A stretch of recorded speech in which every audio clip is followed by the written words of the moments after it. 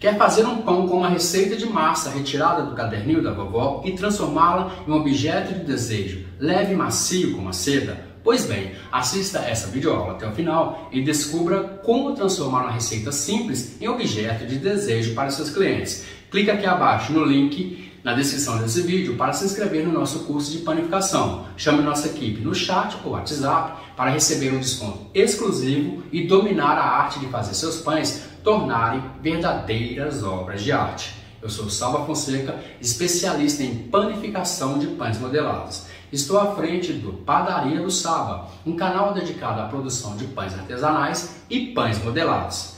Vem com a gente transformar as suas mãos em mãos de fada e, com a minha e a sua memória afetiva, transformar as receitas antigas de pães do caderninho da vovó em objetos de desejo. Então, se você é uma dessas pessoas que está me conhecendo agora, meu nome é Saba Fonseca, sou especialista em panificação, confeitaria, cozinha básica e industrial. Sou especialista em fazer pães modelados. Aqui nós estamos para eu transformar as suas mãos em mãos de fada e para você, depois de ter as suas mãos de fada, transformar as receitas antigas de pães do caderninho da vovó em objetos de desejo. É para isso que a gente está aqui. Como que eu faço isso? Pegando as receitas antigas do seu caderninho ou qualquer tipo de receita que você tem e transformando ela em objetos de desejo como pães mais bonitos da padaria e sendo chamado por todos de mão de fada, de mágico, de alquimista, de qualquer um desses apelidos que você vai ter aí, tá bom? É não respeitar as etapas de técnicas de fermentação natural.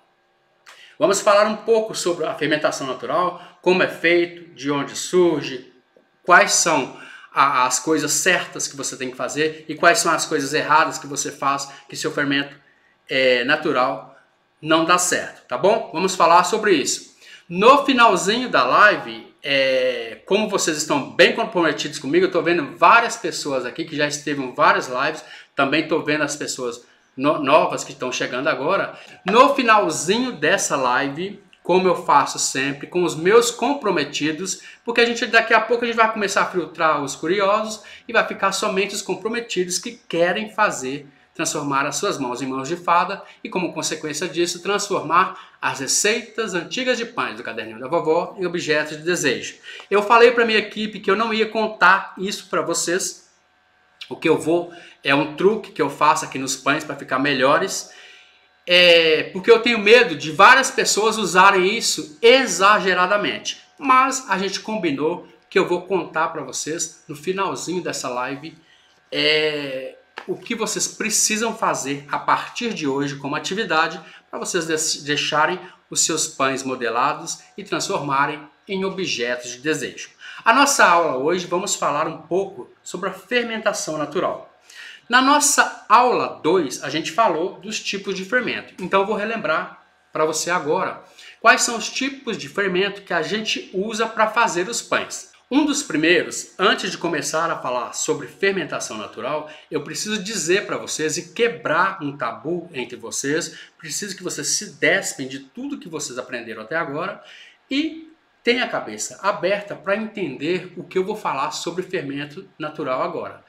Para começar essa live, e antes de começar, eu vou falar para vocês, a gente vai falar sobre fermentação natural. Então, todos vocês que tiverem dúvidas e perguntas para fazer sobre fermentação natural, que é a aula de hoje, vocês vão deixar para mim aqui no chat as perguntas de vocês e aí eu vou tentar responder todos vocês no finalzinho da aula, que aí só vai ter todo mundo comprometido, tá bom? Para iniciar a nossa conversa, eu preciso falar para vocês, quando a gente fala, olha, eu vou falar hoje para vocês sobre fermento natural. Todo mundo acha que é aquele fermento natural que a gente vai fazer em casa e tal. Só para começar essa nossa aula, só para abrir a sua mente, entenda que todos os fermentos que fazem pães, seja industrial ou seja o que você faz em casa, todos eles são naturais. Por quê? Porque todos eles têm na sua produção micro-organismos vivos que vai se alimentar daquela farinha, daquela massa ali e vai liberar o gás carbônico na sua massa, fazendo a massa crescer. Todos os fermentos que a gente usa são fermentos naturais. Então, para saber, começando dos que a gente conhece, fermento biológico fresco, você já conhece. Fermento biológico seco. Aí a gente tem o fermento de Cristo e aí a gente entra também com o fermento natural levain. Aqui a gente tem uma diferença entre um e outro. O fermento biológico fresco e o fermento biológico seco, eles são condicionados, eles são feitos industrializados e eles são industrializados e eles são compactados de maneira que você for fazer a sua receita, você sabe em qual momento vai crescer, em quanto tempo a massa for crescer.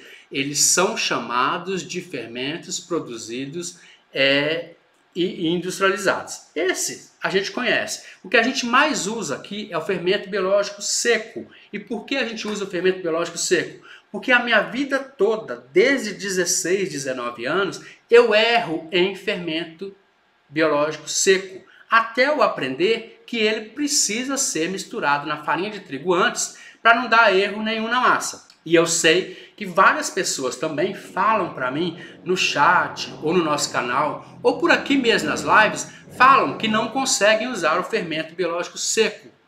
Erram, misturando leite, misturando a água, misturando não sei na onde, e dá errado. Só que a gente usa esse fermento biológico seco porque ele é um pouco mais forte do que o fermento biológico fresco. Mas não é a nossa aula de hoje. A nossa aula de hoje é sobre o fermento de Cristo e sobre o fermento natural levain. Porque o fermento biológico fresco e o fermento biológico seco a gente já falou na nossa aula 2. Se você perdeu, vai lá que eu te explico tintim por tintim, um fermento e outro. Hoje vamos falar somente o que acontece quando você não respeita as etapas do fermento natural. O que é para você o fermento de Cristo? Bom, se você tem menos de 30 anos, você nunca ouviu falar do fermento de Cristo, a não ser com a sua avó, com a sua mãe, com a sua tia e tal. Se você tem mais de 30 anos, você sabe qual fermento que eu estou falando. Os fermentos que a gente acabou de falar, eles são industrializados. E esses dois fermentos que eu vou falar para você agora, que é o fermento de Cristo e o fermento natural levain, eles são chamados de fermentos selvagens. E a gente diz, por que selvagem? Ai, peraí, não entendi por que selvagem. Vamos lá. Selvagem no mato, na floresta, na rua. Me explica, não entendi. Selvagens, por quê? Os outros fermentos que a gente falou, eles são controlados lá na indústria. E aqui, o fermento seu, que você vai fazer na sua casa, que é o fermento de Cristo, e o fermento natural levain, é você quem vai controlar. E aí eu falo para você, e se você tiver um cachorrinho e não souber controlar? E se você tiver um gato e não der comida? É exatamente isso o que você precisa entender quando se trata de fermento natural. Eles são selvagens, você que tem que controlar eles, você precisa saber qual é a dosagem que você alimenta ou reforma um fermento natural para que ele possa ficar forte e você fazer os seus pães e não ter o problema do seu pão não crescer. O fermento de Cristo, como o próprio nome diz, ele surgiu em algumas igrejas em 1970, por ali, eu não sei a data certa, mas ele surgiu por quê? Na campanha da fraternidade de igrejas e tal, ele surgiu para que ele fosse feito. O fermento de Cristo é dividido em 3 partes. Você dava para alguma vizinha sua, a outra você guardava para fazer a reforma e outro pão depois, e a primeira que você tirou, você fazia o seu pão. Então, ela era como uma corrente. Você tinha que doar para a vizinha tinha que doar mais para outra vizinha, e a outra vizinha. Então, formava uma corrente.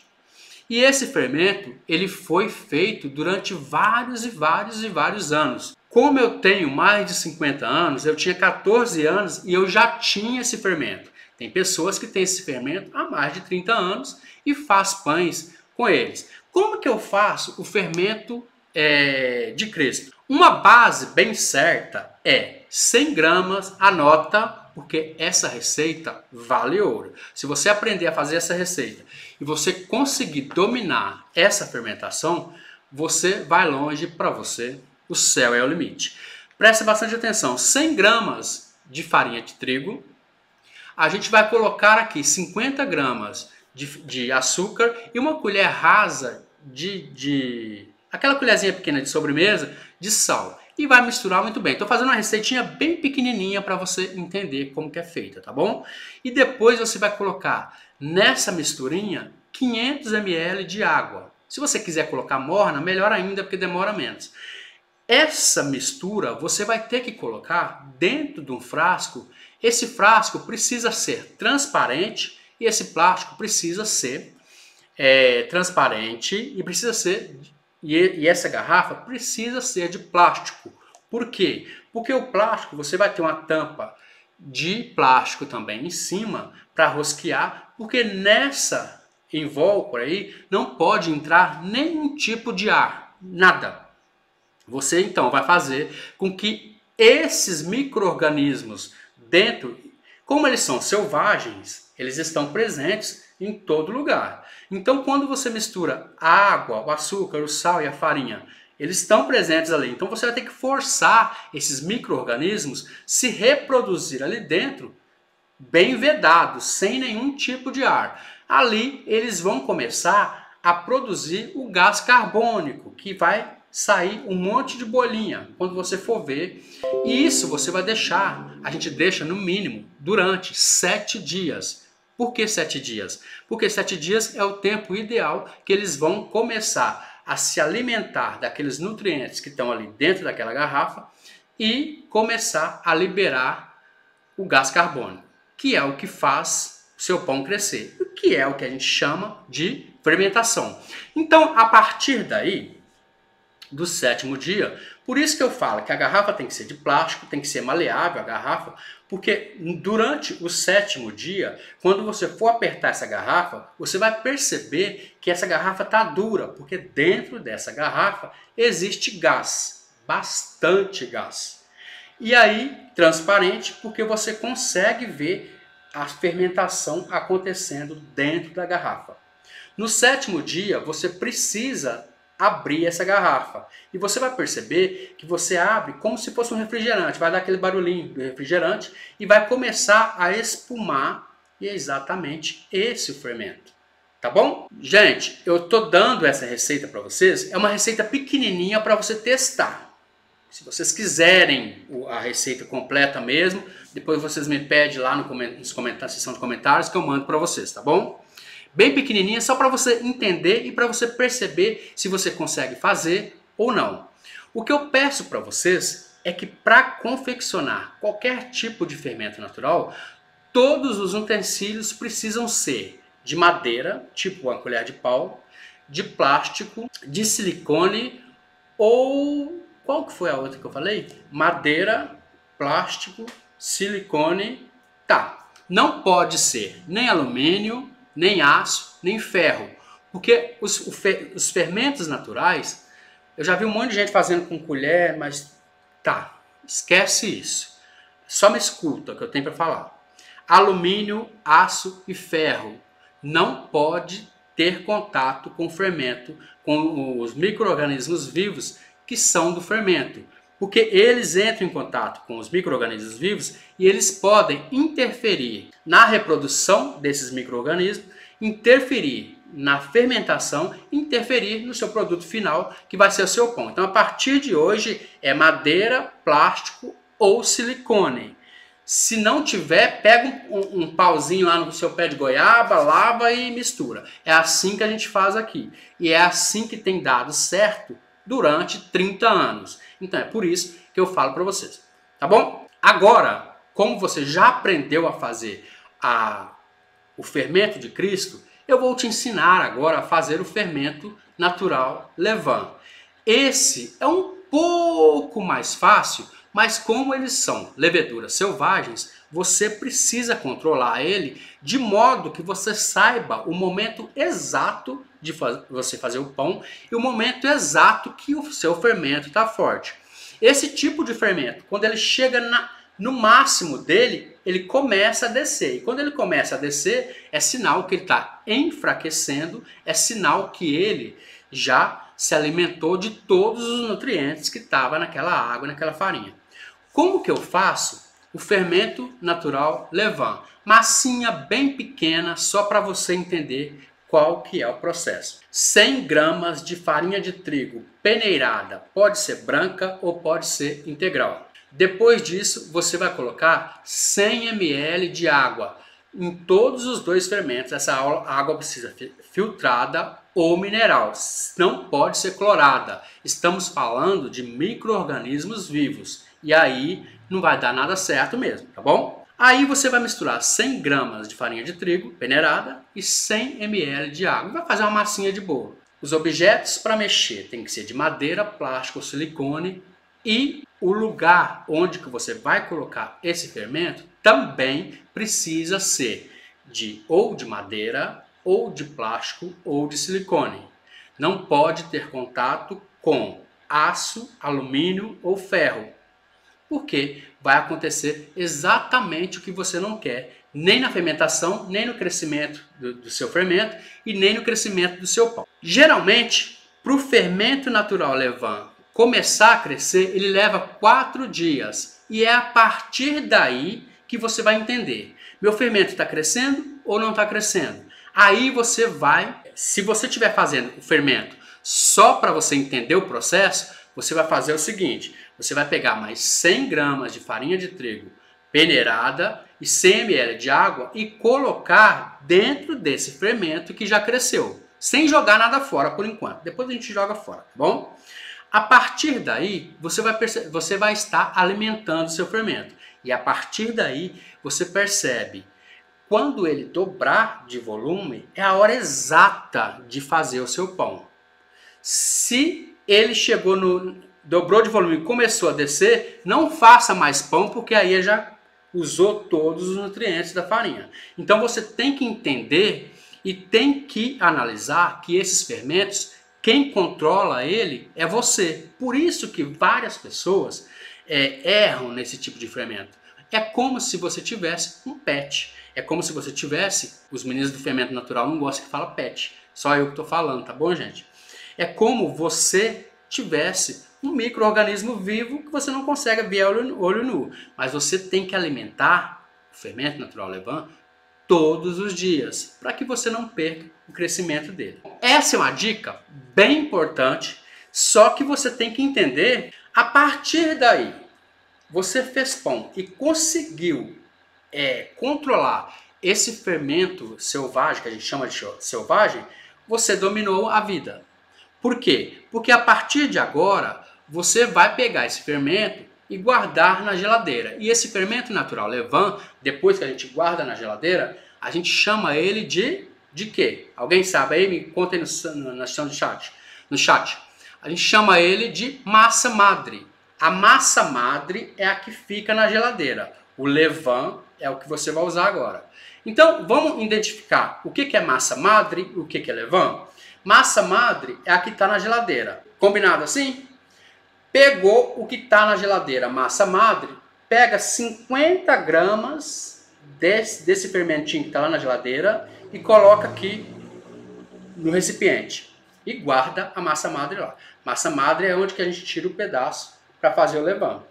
50 gramas coloca aqui. A partir de agora você vai colocar 100 gramas de farinha de trigo peneirada e 100 ml de água filtrada ou mineral. Mistura, mistura, mistura e mistura aquele pedacinho da massa que você tirou da geladeira, que agora vai virar o levain.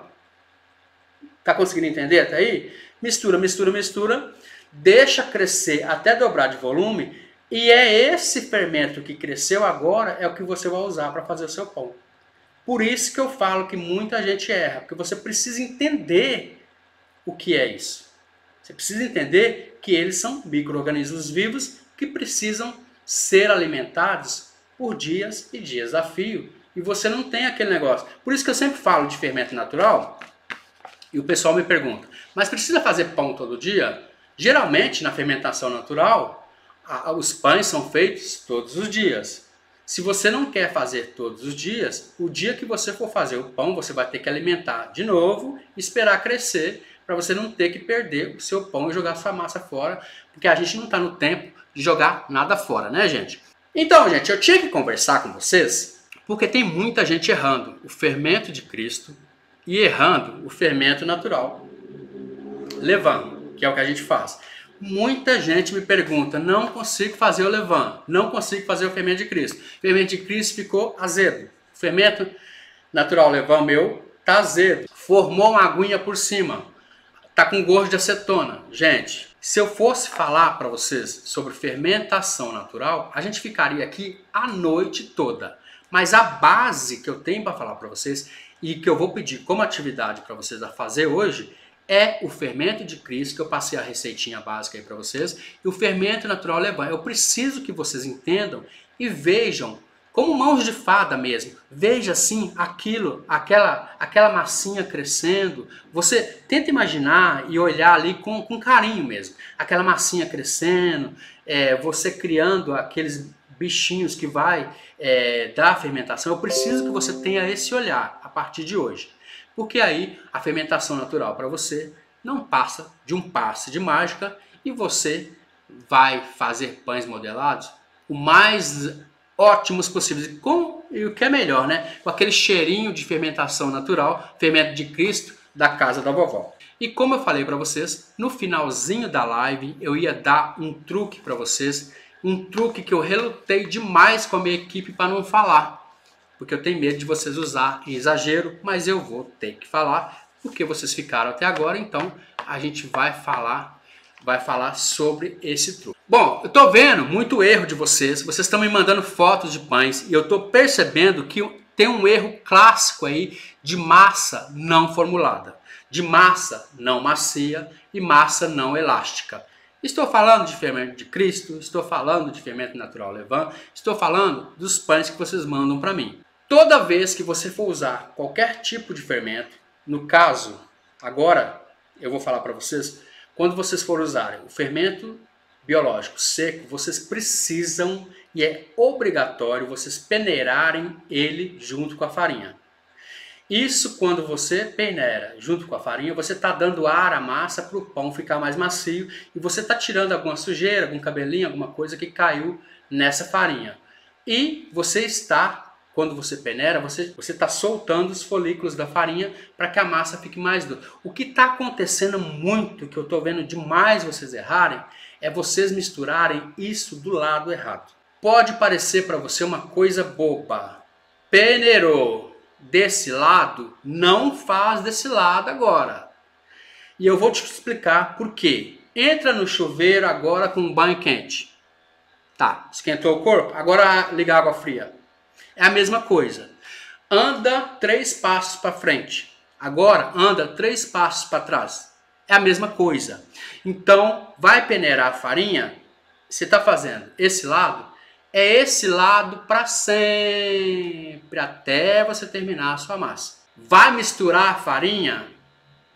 Vai fazer assim. Colher de pau, viu, gente? Pelo amor de Deus. Já falei 1000 vezes aqui. Colher de pau. Vai misturar. Tá misturando desse lado. É só desse lado. Não, ó, presta atenção. Você está misturando uma farinha desse lado.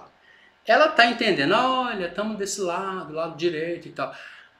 Ela vai formulando o jeito da farinha. Aí você vem e mistura desse lado. Gente, presta atenção. Vocês desformularam tudo.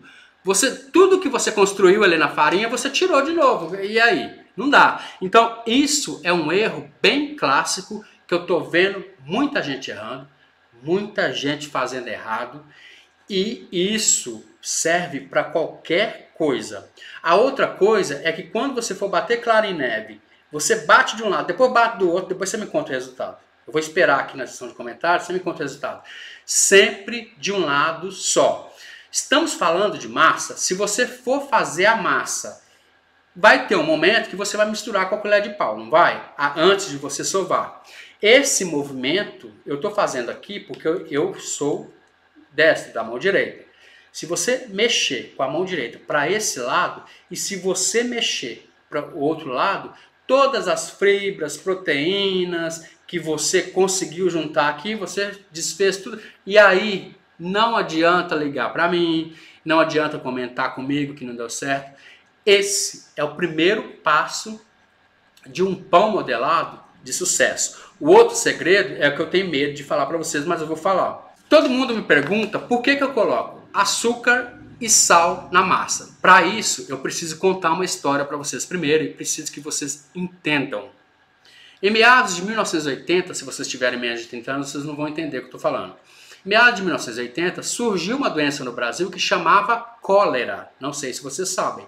Quem souber aí, fala eu sei para mim no chat. E essa doença, é que eu não estou com o meu negócio agora, mas eu ia te mostrar.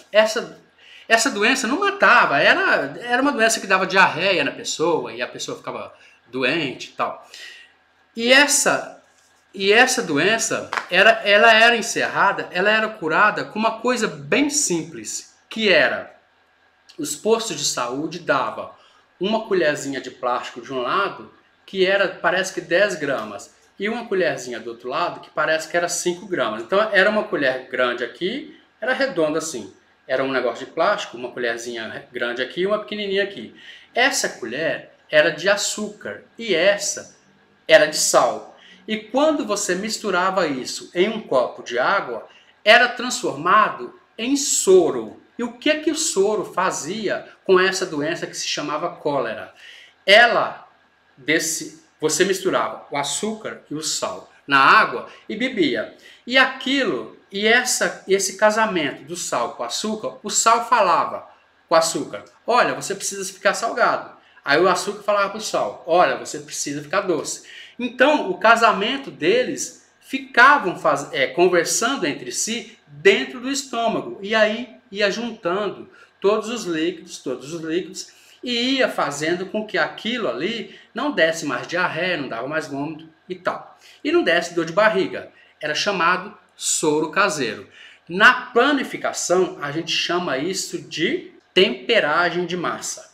Quando você tempera e faz o casamento do açúcar com sal, eu não estou falando você coloca açúcar, mistura, depois. Não, é casamento. Coloca o açúcar, por cima coloca o sal. Aí mistura a massa que você for fazer. A partir de hoje, você vai fazer assim. Porque isso, você vai criar um soro dentro da massa. Isso vai fazer com que, de novo, o açúcar fala para o sal, olha, esse pão precisa ficar salgado. E o sal fala para o açúcar, olha, esse pão precisa ficar salgado. Tá, o que acontece? Nessa junção, casamento do sal com o açúcar, você consegue, aos poucos, ir viciando seus clientes com seus pães. Por quê? O seu pão vai ficar leve, não vai dar azia, não vai dar má digestão e não vai dar queimação. Além de não ser enjoativo por causa do casamento do açúcar e o casamento do sal.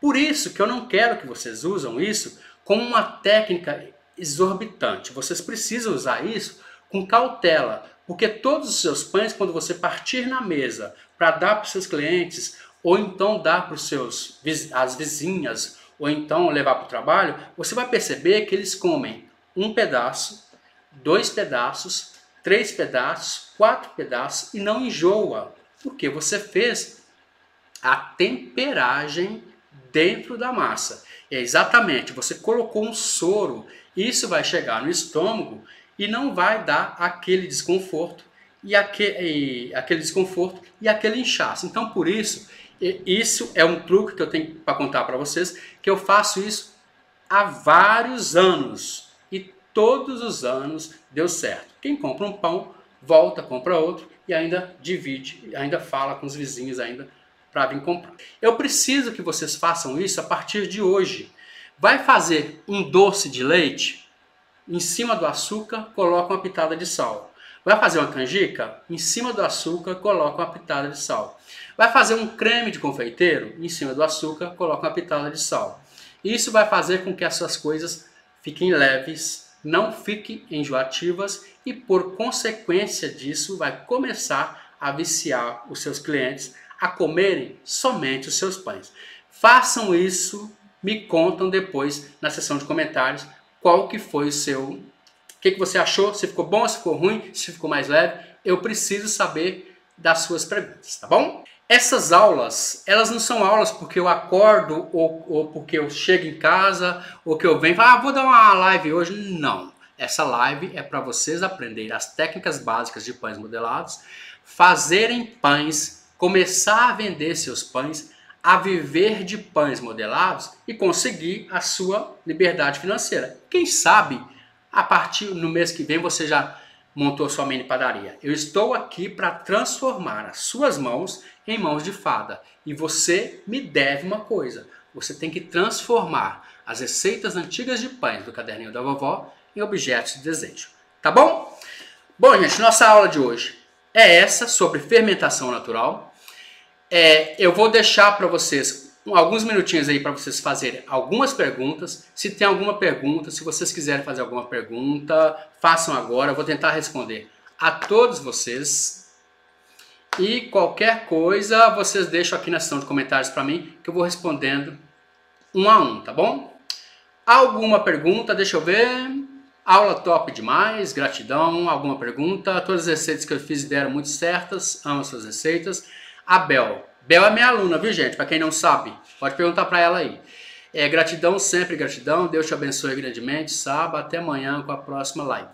Amo todas as suas receitas. A Bel é a que manda as pizzas que eu posto lá para vocês verem. Depois vocês pedem para ela a receita que ela dá, tá bom? Gente, beijo para todo mundo. Faz as experiências, depois me conta. Eu tenho prazer de responder vocês a qualquer momento, tá bom? Beijo para todo mundo e até a nossa próxima live.